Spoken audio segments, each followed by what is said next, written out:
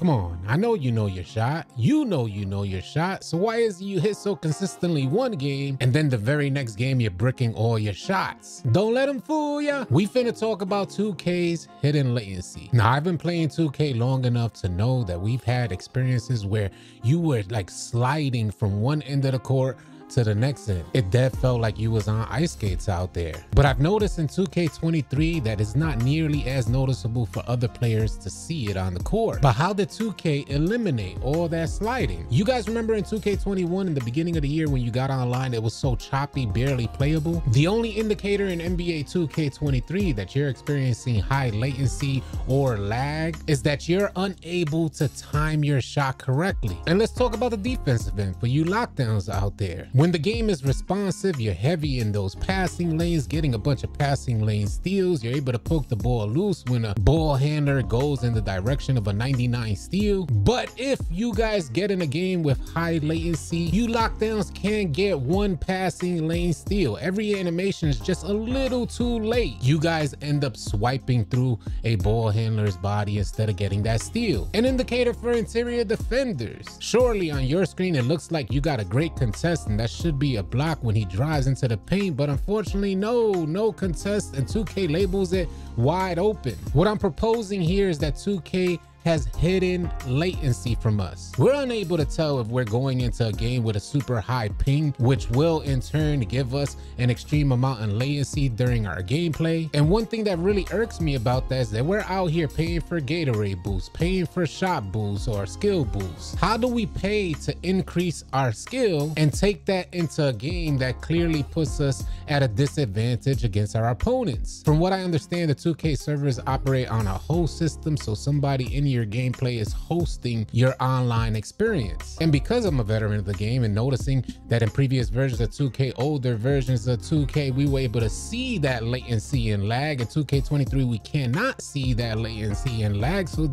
there aren't many visual indicators to let us know that we're lagging or experiencing a ton of latency. We just don't know what type of server we're on. And if 2K didn't upgrade their servers, I find it really hard to believe that they fixed latency. I'm more in line with thinking that 2K just covered it all up. And if we had to make a choice from that visual high latency where we're noticeably sliding all over the court or this hidden latency, I surely would take the hidden latency. This way the gameplay just doesn't look goofy when we're out there, but a lot of individual players end up looking like they're just bums out there. How many times have you been wide open for a shot and you just brick and your teammates are looking at you in disbelief while you're out there hollering, "Come on 2K, what's going on? Why I can't hit my shot?" Your teammates are looking at you like you are absolutely crazy. I really wish we had the option to turn boost off, turn off our Gatorade so we don't use it going into a game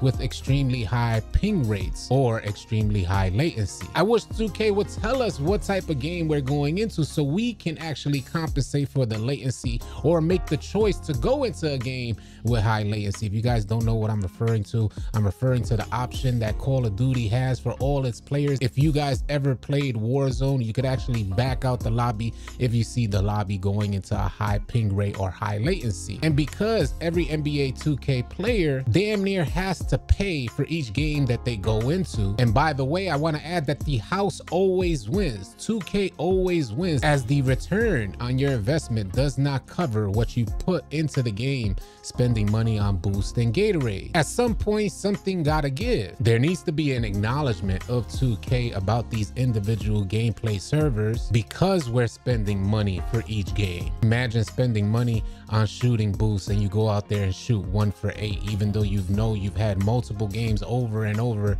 shooting 8 for 8 or shooting 80, 90% out there. All of a sudden, you guys just forgot how to time your jump shots wide open? That's highly doubtful, so don't scratch your head. Don't go crazy out there, because a lot of the times it is not you or your player. We are just one of the unfortunate player bases that go into online gameplay and don't have any idea of the latency that we are individually gonna receive. I need you guys to sound off in the comment section if you're receiving high latency, forcing you guys to mistime your shots on 2K23 whenever you take your players online. 2K's crappy servers alone are gonna give you guys at one point in time and another an extreme amount of latency, but there are some some things that you guys can do to limit the latency from other areas like controller lag, maybe plugging in your controller and changing your controller settings to USB connection. Another option that you guys may want to consider is plugging in your Ethernet cable directly to your next gen console or whatever console you're playing on, and make sure that your settings are lined in as opposed to playing on Wi-Fi. But don't go crazy out there spending money to increase your response time, because I could almost guarantee